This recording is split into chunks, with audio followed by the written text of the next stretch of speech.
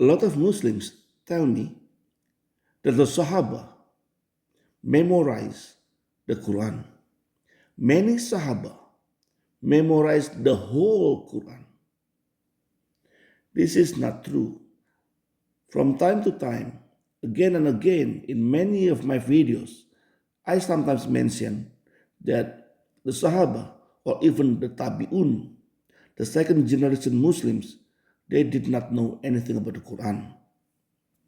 The proof is Surah Al-Fatihah. The first chapter of the Quran is Surah Al-Fatihah. When you open the book, the first chapter is Surah Al-Fatihah. It's also called the opener. Why? Because it is the first chapter. Remember the hadith, the story about how Zaid ibn Thabit was chosen to collect the Quran and compile it. And he was using the strangest method. He put the longest chapter first to the shortest. But then, the first chapter, he put Surah Al-Fatihah and called it the opener. And all this was under the supervision of Abu Bakr, one of the best Muslims, according to Muslims, because he was very close to Muhammad. The thing is, if Surah Al-Fatihah called the opener, then what about Surah Al-Alaq, Quran chapter 96? Because according to Revelation order, Surah Al-Alaq is the first chapter to be revealed. Surah Al-Fatihah is not the first chapter.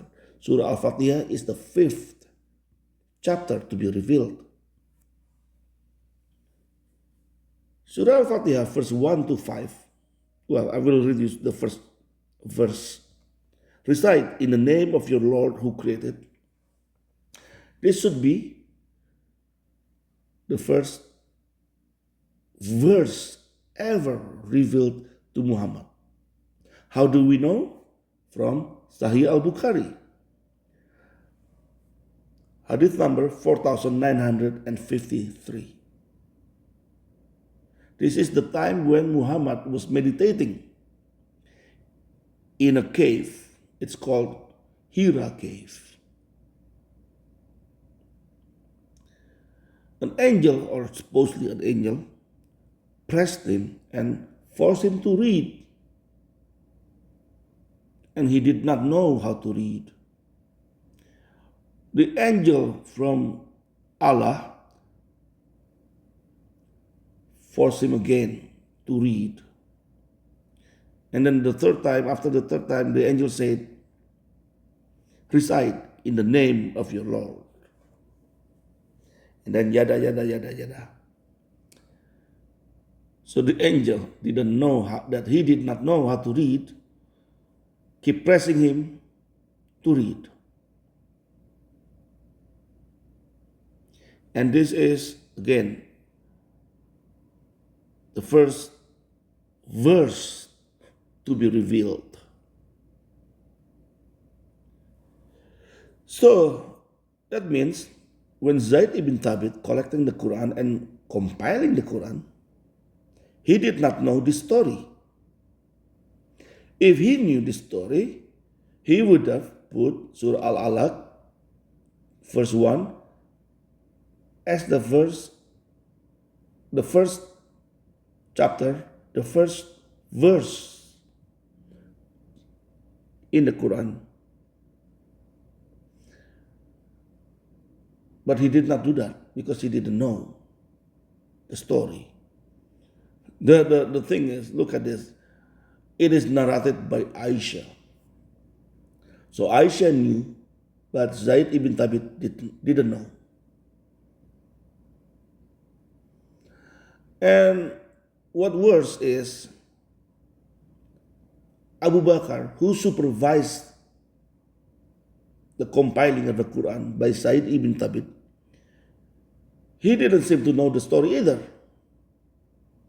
Because if he knew, he would have said, Zaid, wait, Surah Al-Alaq is the first chapter to be revealed, not Surah Al-Fatihah. Please don't call Surah Al-Fatihah the opener, because the real opener is Surah Al-Alaq.